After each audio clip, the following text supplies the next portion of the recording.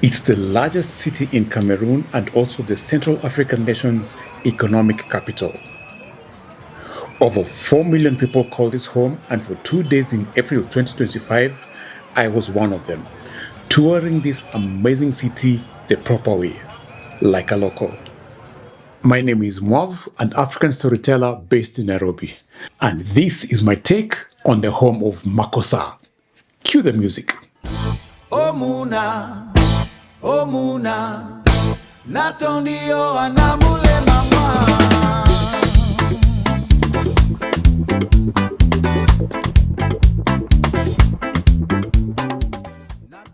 Even as I toured as a local, I had to get a proper local to show me around. This is Spencer. He runs a men's fashion outlet in Douala called Nali Suits. I reached out to him on YouTube and he agreed to give me a tour of his hometown.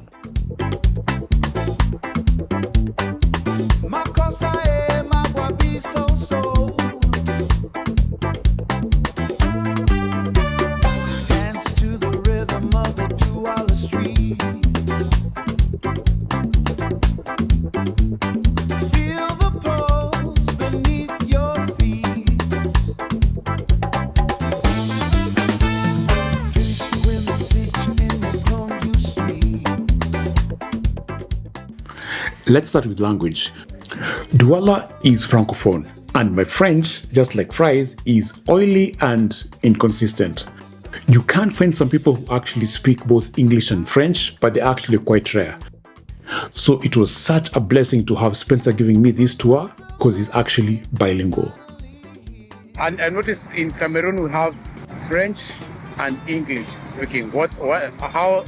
First, Cameroon was colonized by two countries, the English and then the French came and took over. So Cameroon has 10 regions or 10 provinces, depending on where you're watching from. 2 of them are predominantly English. We call them Anglophone, the English side of Cameroon. And then the remaining 8 are the Francophones, or the French-speaking side. So Cameroonians, we have about 80% people who speak French and 20% who speak English. But the amazing fact is, most people who speak English, like me, we speak French.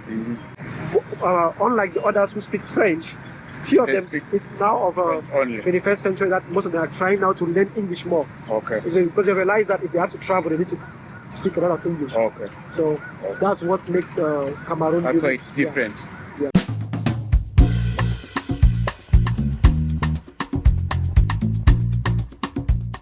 We toured Douala first on a Sunday when the streets were empty with hardly any traffic.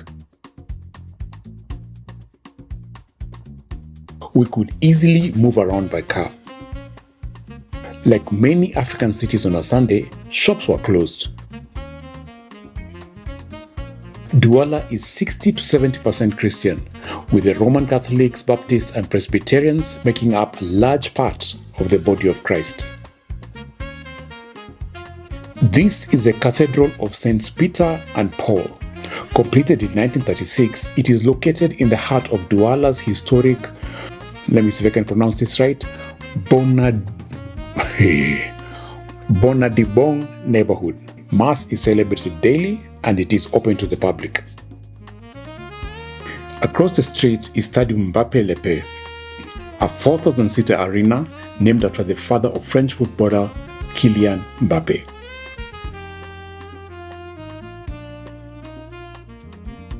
La Nouvelle Liberté, or the New Freedom, is Douala's most famous public art piece, which today has become a symbol of the city. Produced by Joseph Francis Soumenyé, it is located in the center of one of Douala's busiest roundabouts.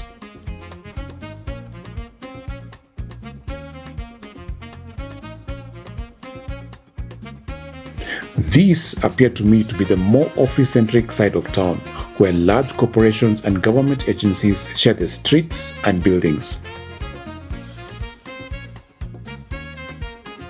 Nice, clean, and very spacious on a Sunday. Being a coastal city, Douala reminded me a lot of being in Mombasa. The architecture, which is meant to keep residents cool on hot days, the roadside shops, the traders on the streets. I mean, it felt like I was not too far from home.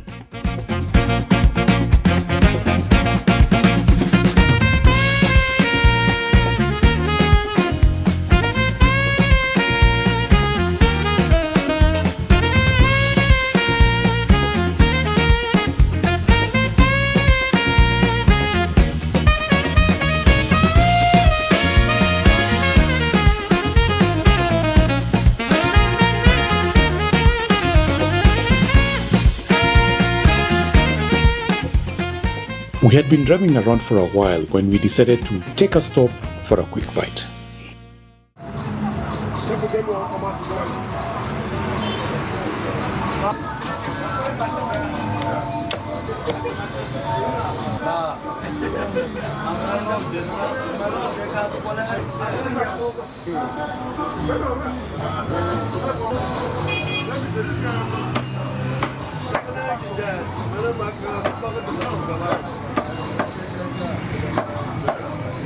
So this is for us. This is for us. Ça c'est le plus mal. Mais à côté, mais à côté.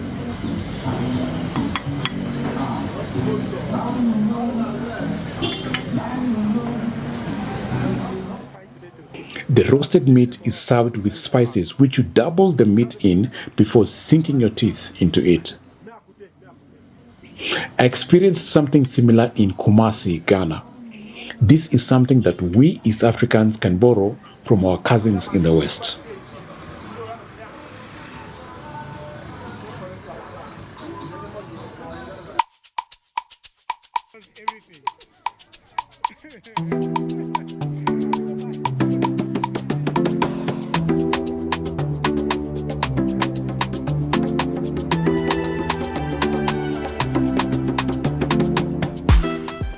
Come Monday, we had to ditch the 4 wheels for 2, the quickest and most efficient way to get around Douala and about any other African city on a weekday.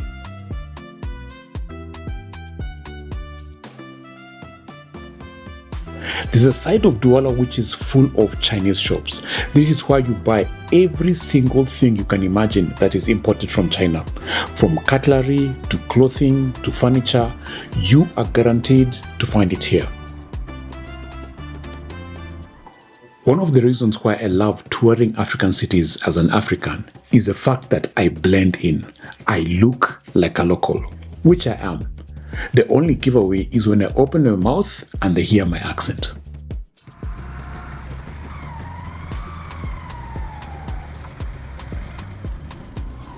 Markets look the same everywhere you go in Africa.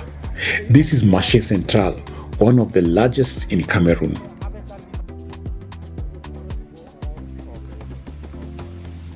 The market building has several entrances to keep the foot traffic flowing. Each level, each corner is filled with specialty shops, so you need to know which entrance to use to get to your destination shop faster.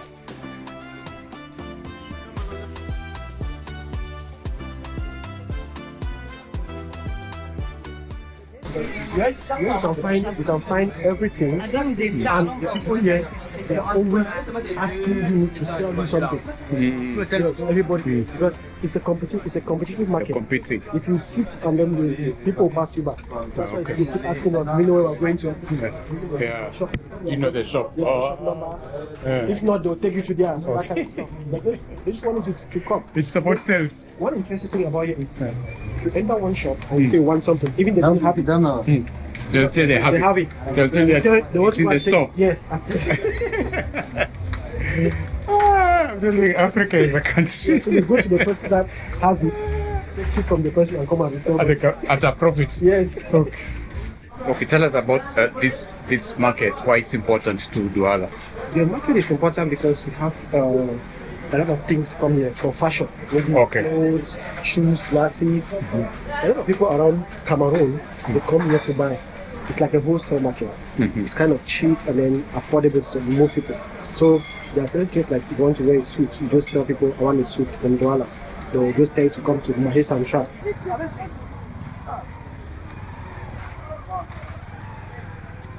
It's a cow skin, obviously. The cow skin. Oh, okay. This is much quieter Yeah, this one. side of the market. Those people selling, they don't have music, they don't have Okay. songs. The guys inside there, everybody's playing some music, Yeah, different brands of music, different genres of music. yeah, So everybody is booming. yeah. And yeah, these people don't have lights. Come on. Oh, there's no electricity on Yeah, this. on the street. On the street, yeah. Maybe we should go this way. Go towards the building. Okay.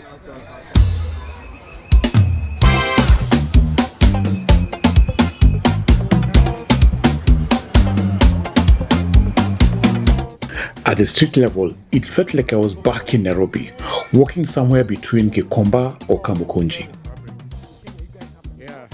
The sun being out helped me appreciate the rich Douala colors, from the mannequins advertising the different outfits to the colorful patterns on outfits worn by the residents. Douala is a melting pot of vibrant hues and textures.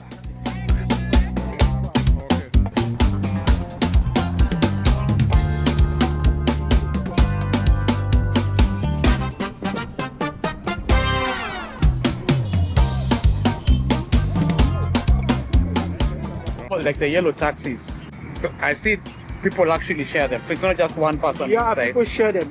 It's the cost is shared. Okay. For example, you want to go to Aqua, you can just stop a taxi. If you have some people going that way, Yeah. the taxi carry all of us, and then you pay. Everybody pays their own fare. Okay. That's how it works. Okay. Yeah. If you want to have something private, you order a Yango. That's for you alone. Okay. Yeah. But if you want to share it's cheaper though, because Yango. If I have to take a taxi, let's say from where I am right now to Aqua, my taxi will cost me about, let's say, 500 pounds. That's about $1. Okay. But if I take a Yango, it'll be like $3 or $4. Oh. So it's cheaper. It's cheaper. Sharing is cheaper. Yeah, sharing is cheaper. Yeah. You can find it.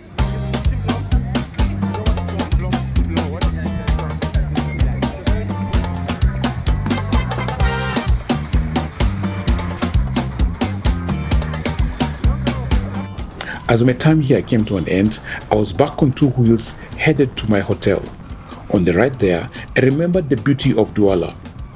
The people, the places, and the colors that made me feel like I was at home. I wondered to myself if there was one phrase I could use to describe my experience, and I couldn't find any. Douala is one city which you do not visit. You actually have to experience it. So my friends, bienvenue à Douala. Until the next one, thank you for watching.